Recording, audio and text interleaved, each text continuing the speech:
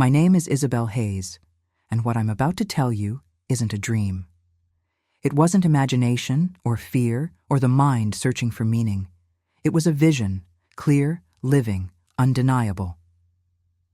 It happened on a quiet night, when the world outside was asleep, but something deep inside me was awake.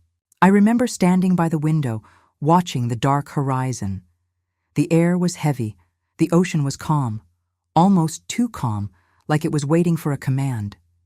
And then, the impossible happened.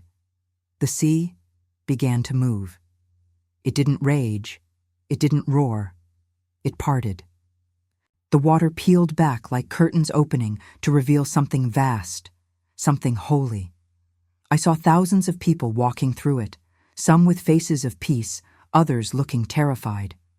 Above them, a light, blinding, pure, and alive, drew them forward. But behind them, shadows followed. And then, I heard a voice, soft but powerful. This is not the end. It's the separation. That night changed everything. Because after what I saw, I realized this wasn't just a warning for me.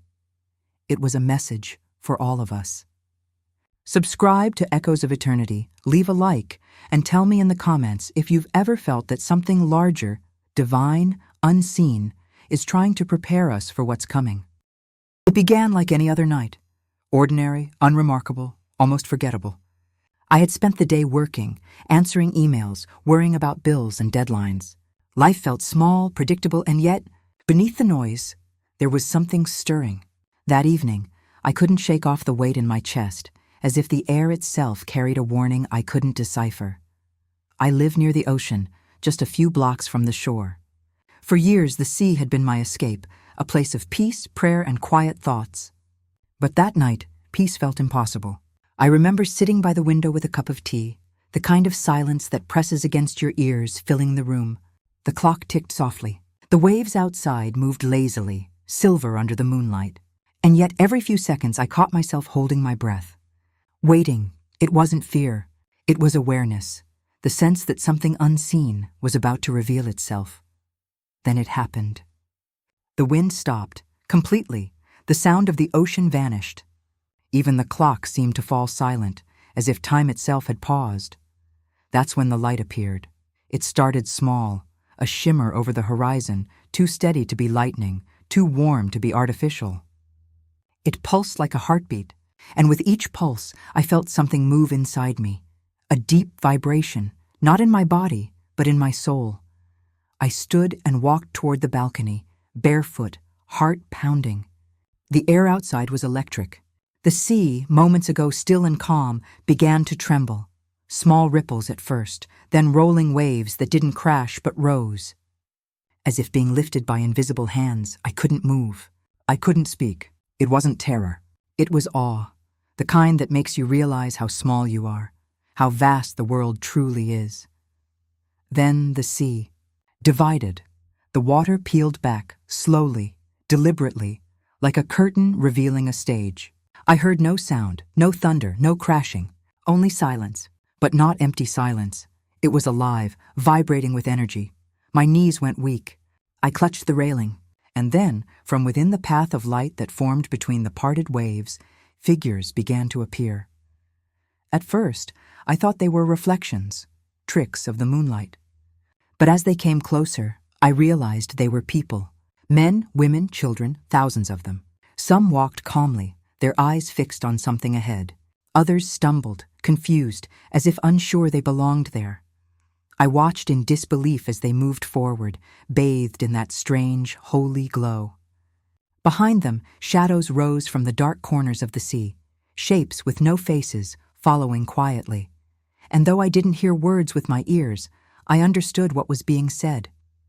The message wasn't spoken, it was felt, a truth carried by the light itself. The waters are not parting for escape. They are parting for choice. I didn't know what it meant, but deep inside, I knew this was not a dream. I could feel the cold air on my skin, smell the salt, hear my own heartbeat echoing louder than the world. Then, suddenly, the light brightened. a blinding flash that filled the sky, swallowing everything in white. I covered my face, and when I looked again, the sea was calm, the night was still, everything was as it had been, except me, because from that moment I knew something was coming. And we weren't ready. Days after that night, I couldn't stop thinking about what I had seen. The image of the ocean parting replayed in my mind like a scene carved into my memory, vivid, alive, impossible to forget. I tried to tell myself it was exhaustion, or maybe a dream shaped by stress, but deep down, I knew better, because the feeling never left. That pulse in the air, that sense that the world had shifted, even if no one else could feel it. The next evening, I went back to the shore. The sea looked normal, calm and endless, its rhythm steady like a sleeping giant. People walked their dogs, kids laughed near the pier. The world seemed as ordinary as ever. But under the sound of waves, I could feel it again, that hum beneath reality, faint but unmistakable. I stood at the water's edge until the sky darkened. The moon rose, pale and watchful. The wind brushed against my hair, cool and salt-heavy. And then I heard it, faint at first, but there. A low tone, deep as the earth, vibrating through the ground beneath my feet. It wasn't thunder. It wasn't a plane.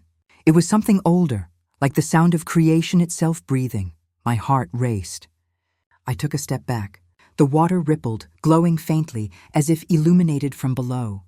A single beam of light cut through the waves, far out on the horizon. It wasn't chaotic or violent. It was deliberate, like a signal.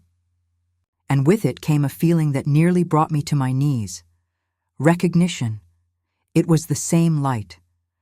The same pulse, the same silent call. My mind raced. Was it a vision returning? A second warning? Or was it the continuation of something unfinished? The questions burned in me, but the fear was gone. Instead, I felt drawn, like a child walking toward a voice they trust, even if they don't understand the words. As I watched, the light began to expand. The waves shimmered, forming what looked like a path once again, but this time, no one walked through it. The space between the waters was empty, a waiting corridor stretching into infinity. Then I felt it, the presence. It wasn't visible, but it filled the air like static before a storm. My chest tightened, tears stung my eyes. And then I heard it, not with my ears, but somewhere deeper. They have forgotten the crossing. The words echoed through me, resonant and sad. They, whoever they were, had forgotten something sacred. The meaning of the sea, the light, the act of choosing. I didn't move for a long time. The air was thick with energy, vibrating with both beauty and grief. And then, as suddenly as it began, the light vanished. The water fell silent again. The ocean was once more just ocean, but I was trembling, not from fear, but from understanding. That night, I knew it wasn't just a vision. It was a reminder that the world, like the sea, had once been divided for a purpose. And that division was returning. When I finally walked home, the city lights felt dimmer, the stars more distant. The sound of waves behind me was steady, but it no longer comforted me, because I knew what few dared to believe. Something vast, ancient, and divine was stirring beneath the surface. And the light, whatever it was, would return. Sleep no longer felt like rest. Each night, when I closed my eyes, I entered a space between dreaming and remembering, a place that felt more real than the waking world. It was there that the message began to take shape. At first, I saw only fragments, flashes of light, faces turned upward, the sound of water rushing like breath through an open lung. But as the nights passed, the visions became clearer, deliberate, purposeful, as if someone was showing me a story I had once known but forgotten. In one dream, I stood again at the shore, but this time the ocean was black, reflecting no light. A storm loomed overhead, and the sky twisted like molten metal. Out of that darkness came a single voice, calm, steady, ancient. It didn't sound male or female. It simply was. The sea divides when the heart divides. The words hit me like a wave. I felt the meaning before I understood it, a deep knowing that humanity itself had drawn a line across the waters. That we, in our choices, had created the separation. Some will walk toward the light, the voice continued, and others will anchor themselves in shadow. Both are loved, but love does not erase consequence. The scene shifted. I saw people moving through the parted ocean again, but now the light above them was dimmer and the path narrower. Many hesitated. Some turned back. Others walked forward, hands outstretched towards something they couldn't see. And then I saw myself, standing among them, barefoot, trembling, the same light reflecting in my eyes. "You will speak of what you saw," the voice said. "But they will not all listen. The waves will rise again, not of water, but of truth. And truth will drown the unprepared." I woke up gasping, drenched in sweat, the sound of rushing water echoing in my ears. The clock on my nightstand read 3:33 a.m. For a long time, I sat in silence, staring at the darkness of my room, my heart pounding. Part of me wanted to forget, to pretend it was just a dream. But the air around me felt heavy, charged, as if the dream hadn't ended, only shifted dimensions. The next day, I noticed strange coincidences. On the radio, a preacher spoke about the sea of division. A stranger at the cafe dropped a book on the table beside me, its title, The Crossing. And that evening, as I walked home, I passed a mural I had never seen before. A painting of a woman standing before the ocean. Her hands lifted toward a sky split with light. It was the exact image from my vision. I stopped breathing for a moment. It felt like the world itself was echoing the message, whispering through details, patterns, synchronicities. That night, I returned to the shore once more. The moon hung low, full and golden, its reflection trembling on the water's surface. I stood barefoot on the sand, wind cold against my skin. The voice did not return, but something else did. A deep peace, and the certainty that I was being prepared for something larger. This was no longer about me. It was about us, because if the sea could divide, it could also close. And when it does, not everyone will make it across. The final vision came unexpectedly, not in sleep this time, but in full waking clarity. It was late afternoon, the kind of day when the world feels ordinary in every way. The sunlight was warm, soft, and golden, spilling through my curtains, and I was folding laundry, humming a melody I couldn't remember learning. Then suddenly, the air changed. It wasn't dramatic, no thunder, no trembling ground, just a stillness so profound that it felt sacred. The sound of the neighborhood vanished. Even the breeze froze in place. I turned toward the window, and for a moment, I couldn't breathe. The ocean was there again. But this time, I wasn't looking at it. I was standing inside it. The waves surrounded me like living walls, towering yet silent, suspended in motion. Light poured through them, not the light of the sun, but something purer, older, unbound by time. I could see every detail within the water, reflections of stars, memories, faces I recognized and didn't recognize. The sea itself was memory, the collective soul of humanity, divided but longing to be whole again. Then I heard it. The same voice, calm and eternal, filling every molecule of the air. The sea divides to reveal the truth, and the truth divides those who listen from those who turn away. I fell to my knees, tears streaming down my face. It wasn't fear, it was revelation. Because in that moment, I saw everything. I saw cities glowing in darkness, filled with people who no longer looked up. I saw others wandering through light, helping strangers rise when they fell. I saw the sky above us thinning, as if the boundary between heaven and earth were wearing away. And in the center of it all stood the same radiant light from my first vision, blazing, beautiful, alive. It pulsed like a heart. Every beat sent waves of warmth through the world, reaching every person, every creature, and yet many turned away, covering their eyes. The light does not choose, the voice said. It only reveals who already has. Then the sea began to close. The two walls of water leaned toward each other, slowly, gracefully. The people who had walked forward were lifted into brilliance. Those who stood still were swallowed by shadow. And as the waters met, I heard the final words.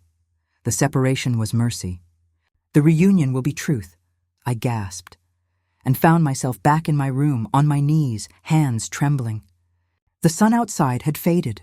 Only the sound of the real sea, gentle and rhythmic, reached my ears. I looked out the window, half expecting to see the parting waves again. But there was only the horizon, glowing faintly in the twilight, and yet I knew, deep in my soul, that it hadn't been a dream or a hallucination. It was a message, not just for me, but for everyone still standing on the shore, waiting for something they can't name, because the sea will divide again, not of water, but of spirit. And when it does, every heart will reveal where it truly belongs. I closed my eyes and whispered a prayer I didn't plan, words flowing from somewhere far beyond me. When it comes, may we remember the crossing, and for the first time, I wasn't afraid of what was coming. I was ready. If you've listened to my story this far, maybe it wasn't just for curiosity. Maybe something deep inside you, that quiet, hidden part that still believes, recognized the same voice that called me. The sea I saw wasn't only water. It was the soul of this world, torn between what we cling to and what we're meant to become. And the light? It wasn't punishment. It was truth. A truth that doesn't destroy, it reveals. Sometimes the divine doesn't shout, it whispers. And only those who are still enough to listen can hear it. So if you've ever felt that something is shifting, in your dreams, your spirit, or in the silence between heartbeats, don't ignore it. Because maybe, like me, you're being prepared. Not for the end, but for the crossing.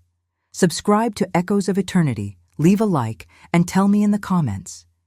Have you ever felt something trying to reach you from beyond what you can see? Your voice might be the echo that awakens another,